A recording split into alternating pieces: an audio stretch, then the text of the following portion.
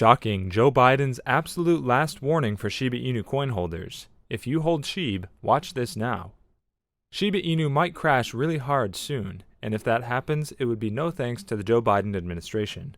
The Joe Biden-led administration made some announcements that might change the world of crypto and Shiba Inu. So today we're going to talk all about what Joe Biden just revealed about crypto and Shiba Inu coin. So watch this video till the end, because today's video is going to be the bomb. Welcome to Shiba Land, your daily dose of Shiba. If you're interested in everything around Shiba, this is the place for you. Subscribe if you want to stay updated with all the Shib news, predictions, and stay one step ahead in the crypto world. Make sure to hit the like button for us to provide you with more Shib news. Don't forget to enable all notifications to join our weekly cash giveaway pinned in the comments. Before we get to our topic, let's take a look at the chart and see what the price of Shiba is doing on the 6th of December, shall we? It's been a roller coaster of a week for popular meme coin Shiba Inu. At one point on Tuesday, the cryptocurrency was up more than 40% in value on the week, with the price per token having surged from below 40 millionths of a dollar to nearly 55 millionths of a dollar. In terms of market capitalization, the early week surge saw Shib overall value rise to above $30 billion from under $22 billion.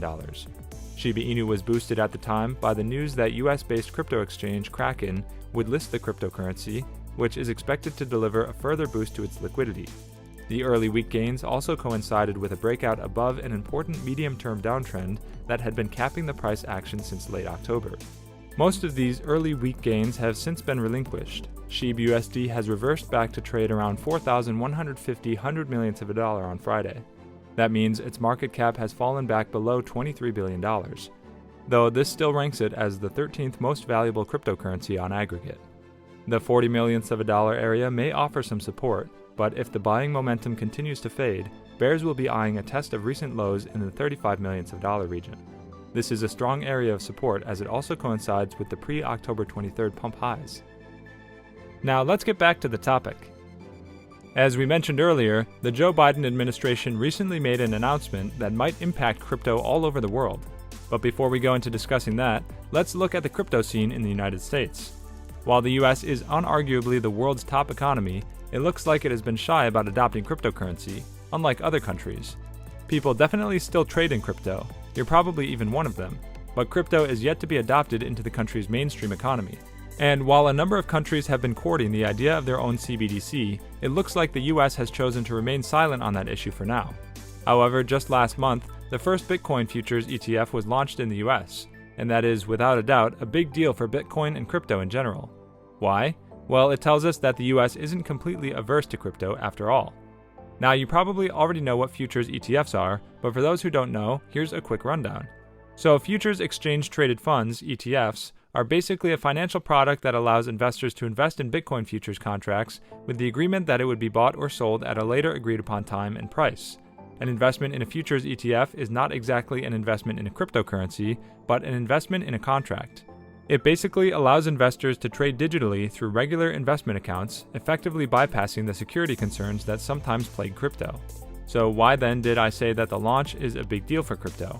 Well, as I mentioned before, if the US government is opening the doors to digital currencies that bear close resemblance with crypto, it could mean that the US government is not exactly averse to crypto, which could mean that a full-on authentication might be a possibility that we can confidently look forward to.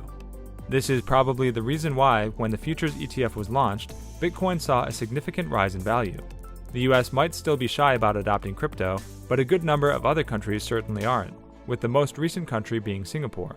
Earlier in the day, the head of Singapore's central bank, Ravi Menon, announced that the Monetary Authority of Singapore is setting the scene and putting regulations in place to welcome crypto firms to operate in the country. He mentioned that we think the best approach is not to clamp down or ban these things. With crypto-based activities, it's basically an investment in a prospective future, the shape of which is not clear at this point. But not to get into this game, I think, risks Singapore being left behind. Getting early into the game means that we have a head start, and better understand its potential benefits as well as its risks. So as it stands, firms that can meet the regulations that are being set down can operate in Singapore. Riding on this announcement, the value of crypto is sure to see a significant boost. One can only hope that the US government will take that leap from allowing the launch of a Bitcoin futures ETF to allowing for the adoption of crypto into the mainstream economy. Countries like El Salvador already did this with outstanding success. If the US toes the same path, The impact of that singular move will easily trigger the worldwide adoption of the crypto market. That said, it looks like we might have to shelve our crypto ambitions for a while, because this leap might not be happening anytime soon, thanks to the recent announcements by the Biden-led administration. The Biden administration's Working Group on Financial Markets, the Federal Deposit Insurance Corporation, and the Office of the Comptroller of Currency released a report which basically urged Congress to impose bank-like rules on stablecoins. The impositions include requiring stablecoin issuers to be FDIC insured against losses, being restricted in terms of their commercial affiliation with other companies in order to avoid the concentration of wealth and influence, and requiring custodial wallet providers to be subject to federal supervision to allow for proper risk management standards. Now you'll agree with me that one of the most attractive features of cryptocurrency is the fact that it is not regulated by any governing body, even though that could spell volatility for the market. But then we have stablecoins, which are basically the low volatility version of cryptocurrency.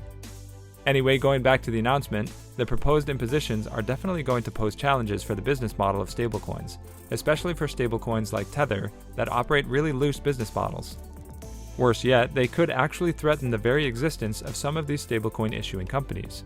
Remember that the US is practically the largest economy in the world, and while the government hasn't officially adopted digital currencies, a lot of transactions are still carried out in the country.